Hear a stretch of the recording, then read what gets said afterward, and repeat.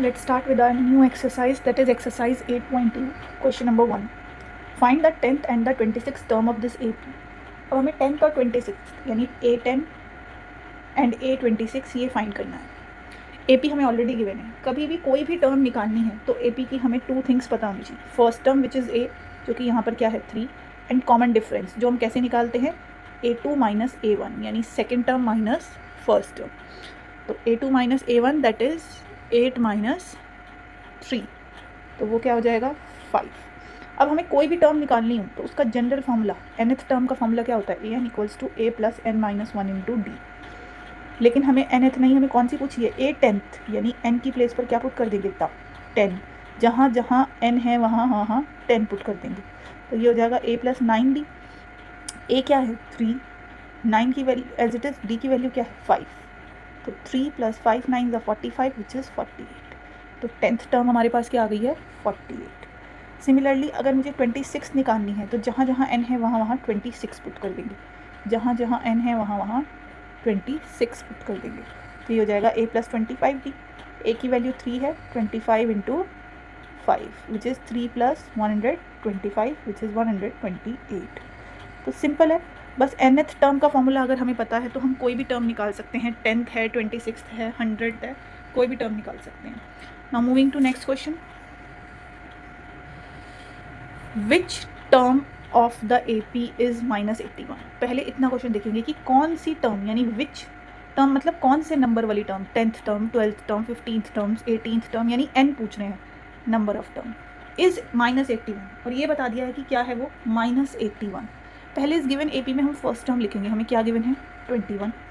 Common difference A2 minus A1 यानी 18 minus 21. Common difference negative भी हो सकता है तो -3. हमसे पूछा है इस AP में माइनस 81 किस जगह आता है, विच term of the AP is minus 81. तो हमें नहीं पता कि कौन सी टर्म जो है वो माइनस 81 है. 12th टर्म है 15, तो let it be nth term. हमने माना कि कौन सी टर्म है nth, तो ये हमने माना कि ये nth टर्म है जो हमारी 81 है. अब वो nth की वैल्यू हम अपने आप इस फॉर्मूले में पुट करके फाइंड कर सकते हैं. हमने क्या किया, a की प्लेस पर 21, n हमें नहीं पता, d की वैल्यू -3.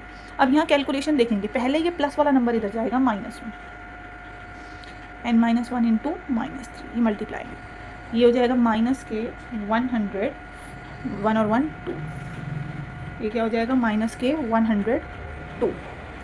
नाउ n माइनस 1 के मल्टीप्लाई में -3 है तो दूसरी साइड डिवाइड में चले जाएंगे. नेगेटिव से नेगेटिव कैंसिल आउट, 3 3 9, 3 4 12, तो 34 is equals to n minus 1, और माइनस के 1 उधर जाएंगे तो +1, यानी n की वैल्यू कितनी आ गई 35. यानी 35th टर्म जो है वो क्या है हमारी, 35th term of AP is minus 81. अगर n फ्रैक्शनल या डेसिमल या नेगेटिव आता तो इसका मतलब ये पॉसिबल हो ही नहीं सकता, क्योंकि n एक नेचुरल नंबर आना चाहिए. तो नेचुरल नंबर आ रहा है यानी 35th टर्म जो है वो -81 है. अब इसमें एक और पार्ट है हमारे पास, also 0 is a term of this AP. क्या 0 भी इसकी टर्म है? तो अगेन हमें नहीं पता कि 0 कौन सी प्लेस पर आएगा. 5th टर्म है, 6th टर्म है, 12th टर्म है, 20th टर्म है. तो हमने कहा लेट nth टर्म है.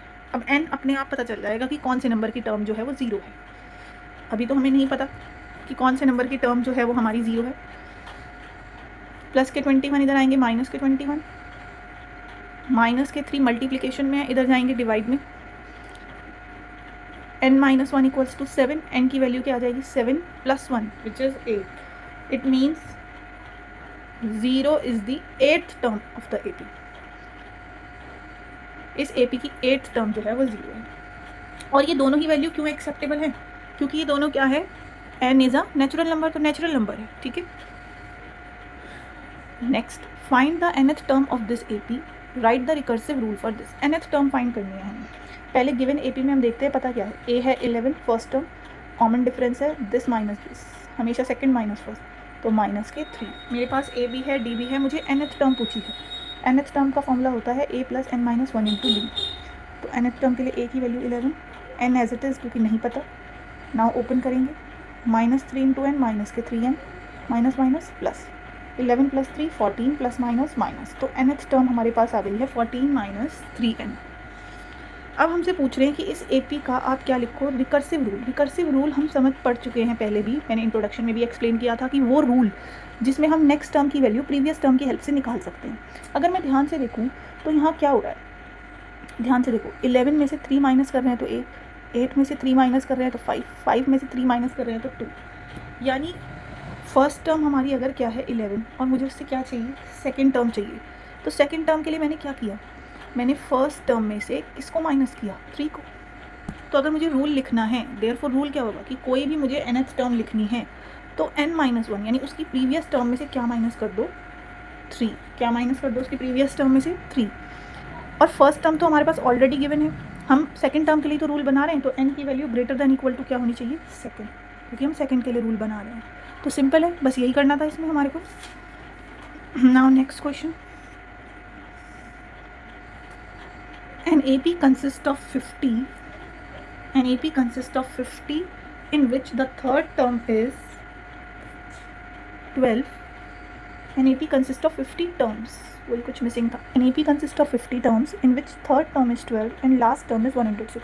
एक AP में कितनी टर्म है, यानी n कितना है, 50, थर्ड टर्म इज 12, यानी A3 की वैल्यू हमें ऑलरेडी गिवन है 12, एंड लास्ट टर्म, जब 50 टर्म्स है तो लास्ट टर्म मतलब 58 टर्म की बात हो रही है, वो कितना दिया है, 106।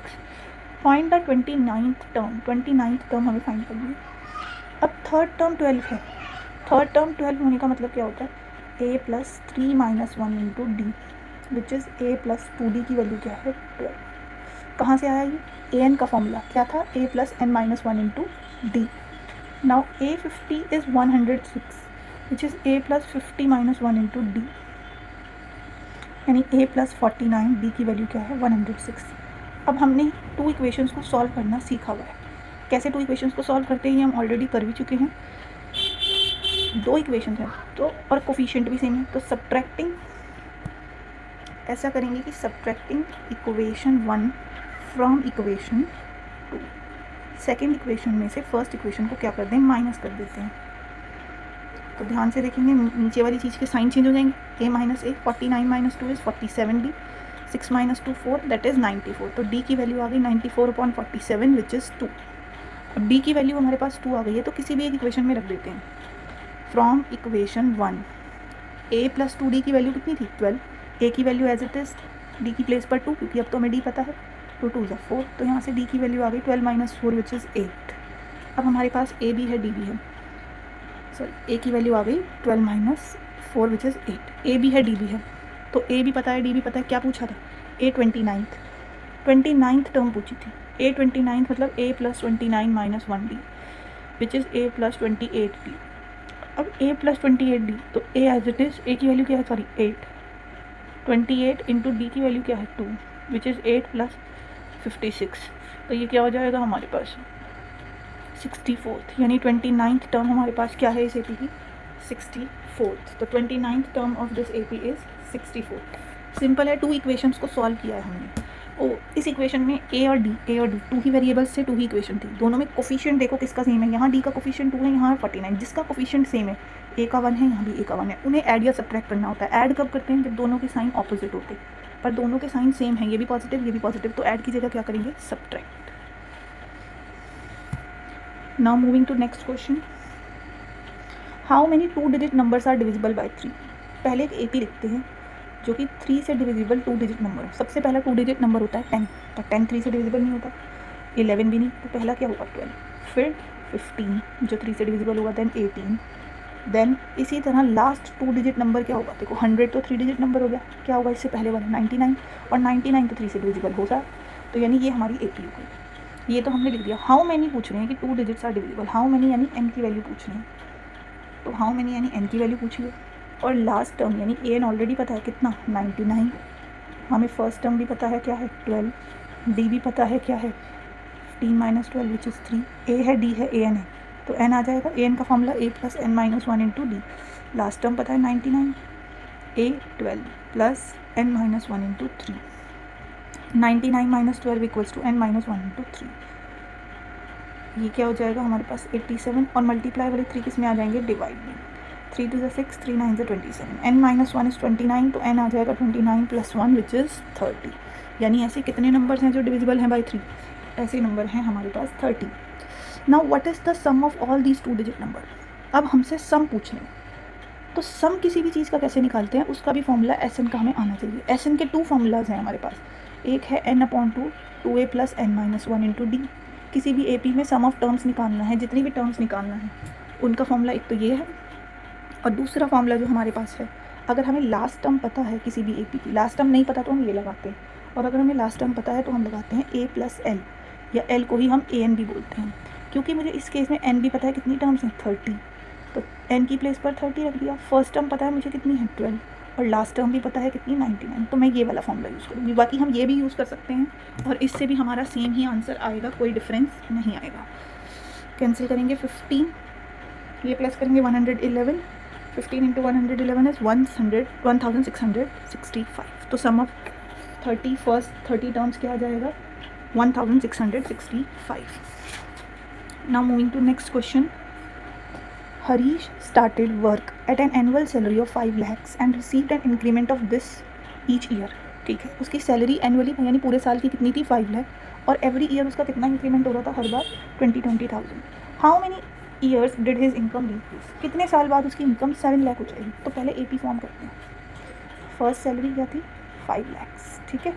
उसके बाद नेक्स्ट जो है 20,000 के इंक्रीमेंट के बाद क्या हो जाएगी 5 lakhs 20,000, फिर इंक्रीमेंट होगा तो 5 lakhs 40,000, एंड सो ऑन करके उसकी कितनी हो गई 7 lakhs।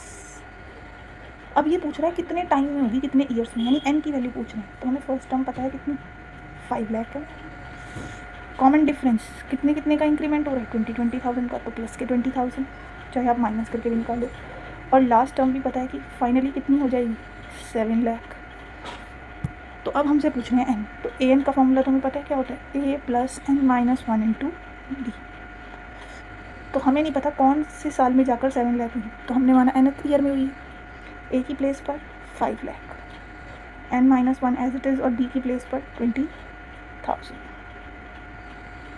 ना ये प्लस के 5 लाख उधर जाएंगे तो माइनस में चले जाएंगे,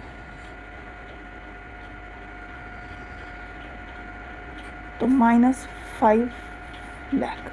now 7 lakh - 5 lakh is 2 lakhs, और ये मल्टीप्लाई वाले 20,000 डिवाइड में आ जाएंगे, zeros cancel out, zero cancel out, zero, ये आ गया 10। तो n-1 की वैल्यू आ गई 10, n की वैल्यू 10 + 1 विच इज़ 11। तो यानी कितने साल बाद उसकी ये हो जाएगी 7 लाख सैलरी आफ्टर 11 ईयर्स। तो आफ्टर 11 ईयर्स जो है उसकी सैलरी कितनी हो जाएगी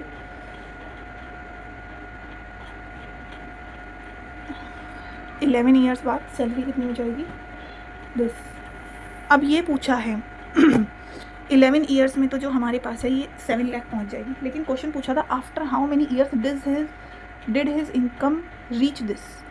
तो 10 फर्स्ट स्टार्टिंग में कितनी थी 5 lakhs, ठीक है।